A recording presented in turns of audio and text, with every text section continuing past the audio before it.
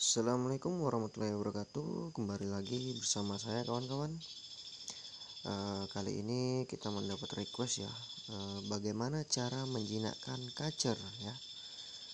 Untuk menjinakkan kacer memang setiap orang caranya berbeda-beda. Mungkin ada yang pakai eh, treatment mandi malam, ada yang menggunakan terapi lapar, ada yang menggunakan cara-cara lain lah yang memang diperlukan untuk menjinakkan kacer ini. Nah, ini kawan-kawan, ada salah satu tips dan cara dari saya ya, yang memang ini sumbernya juga banyak ya yang sudah pakai dan banyak juga yang sudah menerapkan, dan alhamdulillah beberapa burung peliharaan saya dengan treatment penjinakan seperti ini ya alhamdulillah bisa mapan. Walaupun ya tidak jinak-jinak banget ya, tidak jinak manja, tapi setidaknya jadi jinak lalat. Nah, jadi eh, perlu kita ketahui teman-teman, terutama pada burung kacer sendiri ya. Nah, kita merawat dari ombyokan, terus kita beli, kita rawat. Nah, seperti burung saya ini burung baru dapat teman-teman, baru dapat nikat, dan kebetulan ini kacer berjenis kelamin betina. Ini baru 2 hari di rumah saya, masih tahap terapi for ya. Itu kotorannya masih eh, kotoran alam ya, hitam putih masih ngapur, belum ada kotoran dari purnya sendiri. Jadi kali ini saya mau coba untuk memapankan dia ya, tapi bukan menjinakkan. Kalau mau masuk ke tahap jinak itu memang prosesnya memang betul-betul berat teman-teman, tapi setidaknya burung bahan kita ini mapan. Ketika kita lewat di bawahnya, ketika kita mengambil sangkarnya, itu bisa mapan burung, dan burung pun mau bunyi gitu dengan adaptasi yang baik. Nah, jadi ini yang saya lakukan untuk burung-burung saya agar mapan dan cepat adaptasi ya teman-teman. Nah, oke, mungkin teman-teman pada banyak yang tanya juga ya kan, gimana sih caranya gitu. Nah, ini saya akan membahas tentang kacer yang baru dapat ombyokan atau dapat pikat ya, biar segera jinak. Oke, yang pertama teman-teman ya, tanpa basa-basi langsung aja. Yang pertama, tetap kita melakukan mandi malam ya. Mandi malam itu fungsinya buat menetralisir ataupun menjinakkan burung. Nah, ini salah satu cara yang dipakai orang banyak juga. Tetap saya menggunakan treatment mandi malam. Nah, tetapi mandi malam ini bukan asal mandi malam saja langsung kita biarkan. Akan tetapi ketika kacer mandi malam, nah itu tetap kita pegang, kita elus-elus agar kacer ini tetap bisa mengenali kita sebagai tuannya. Karena di dalam posisinya tubuhnya yang basah itu dia akan mapan teman-teman, dia akan terdiam. Nah, di situ kesempatan kita buat mengelus dia, kalau bisa memberikan jangkrik atau pakan yang memang support buat si kacer ya, yang dia mau. Nah, terus yang kedua, terapi lapar.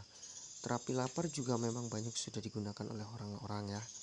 Nah, cuman terapi lapar ini bukan kita membuat kacer ini lapar dari jam 7 malam sampai jam 9 atau jam 8 pagi ya, bukan itu aja. Dengan melakukan cara treatment terapi lapar pada burung ya, yang harus kita pahami ya, memang kondisi burung dulu, burung ini sehat atau enggak. Jangan sampai burung ini yang enggak sehat, seperti burung saya ini. Burung ini nyilet teman-teman, karena memang dapat dia gemuk, baru 2 hari dia nggak mau makan pur, masih mau makan EF ya, makan EF, jadi agak nyilet. Jadi saya nggak pakai treatment terapi lapar ya. Pakai pun treatment terapi lapar itu saya jedanya cuma 1 jam 2 jam, itu saja, paling lama 2 jam. Karena kalau burung tidak sehat dipakaikan dengan terapi lapar, bahaya teman-teman ya. Itu menyebabkan kacer kita malah tambah stres dan sakit. Jadi penggunaan sistem terapi lapar pada burung ini diusahakan burung dalam kondisi sehat ya, kondisi sehat. Kalau dia sudah makan pur, nah ini baru. Kalau masih burung bahan seperti punya saya ini, jangan terapi lapar dulu. Terapi lapar hanya 1 sampai 2 jam saja nggak apa-apa. Jangan sampai lama-lama. yang ditakutkan nanti mati teman-teman. Oke ya. Nah terus untuk mengenai terapi lapar ini ya teman-teman, punya saya tidak pakai terapi lapar. Jadi hanya mengkosongkan EF-nya aja, 2 jam sekali saya kasih EF dengan cara teman-teman ya, terapi lapar ini tadi yang katanya terapi lapar ya, ini 2 jam sekali saya kasih EF karena dia belum makan pur teman-teman. Jadi 2 jam sekali saya kasih EF dengan cara cepuknya saya pegang. Cepuk saya pegang, nanti dia akan makan. Ya pertama bakal takut teman-teman, bakal takut ya, bakal takut. Nah, tapi terus menerus dia bakal mau mengambil jangkrik itu di tangan ya. Nah terus yang kedua, kalau teman-teman pakai terapi lapar ini, nah usahakan ya, kalau teman-teman menggunakan terapi lapar, usahakan tetap dimanja kacernya ya, tetap di elus atau di apa namanya itu teman-teman, pakai biting itu loh, pakai lidi, jangkriknya dikasih lidi, terus coba pakai lidi dikasih, dia mau nggak nyambar pakai lidi. Kalau dia mau nyambar pakai lidi, nah lakukan itu terus, setelah itu lakukan pakai tangan, dicoba. Biasanya kalau dia sudah mau pakai lidi, dia mau pakai tangan tuh teman-teman, kalau memang teman-teman pakai terapi lapar ya. Nah kalau misalkan dia nggak mau pakai lidi, nggak mau pakai tangan, coba kasih lidi yang agak panjang ya, sekitar setengah meter gitu. Nah, dia pasti mau teman-teman kalau sudah lapar. Kalau nanti misalkan dia sudah sering pakai lidi panjang, kurangi lidinya, potong lidinya sesunduk sate gitu, terus dikasih. Kalau dia sudah mau, terus nanti pakai tangan teman-teman. Kalau bisa nanti kalau sudah melalui tahap ini, masukkan tangannya teman-teman, kasih pakai jangkrik langsung. Nah terus ini tahap yang paling ekstrim bagi saya teman-teman, ini tahap yang terakhir ya teman-teman, ini yang harus perlu teman-teman ketahui sesuai dengan isi video saya ya teman-teman. Nah ini teman-teman, teman-teman perhatikan, dari tadi video saya ini isinya cuman nguber-nguber burung pakai tangan. Nah ini salah satu treatment yang saya lakukan teman-teman ya. Kita nguber-nguber si burung ini pakai tangan ya, dengan belayan yang halus, dengan pergerakan yang sangat pelan ya teman-teman. Nah ini kita uber, biarkan dia sampai capek, sampai dia memang diam, terus kita elus-elus teman-teman. Kita elus-elus burung ini sampai dia diam, biarkan dia terbang sana terbang sini, terbang sana terbang sini. Yang penting kalau dia udah diam baru kita elus-elus. Dia bakal capek dan dia bakal gampang dielus.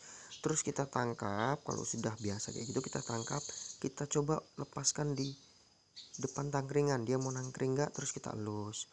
Nanti kita ambil lagi, kita lakukan secara berulang-ulang teman-teman ya, bukan 1 hari 2 hari aja, terus kita lakukan seperti itu kalau memang mau proses burung teman-teman ini cepat jinaknya ya. Ini yang saya lakukan untuk burung-burung saya, bukan burung kacer saya, tapi burung madu jenis sogon, kolibri dan lainnya itu semua saya lakukan. Begitu juga untuk penjinaan yang lainnya ya, sama teman-teman.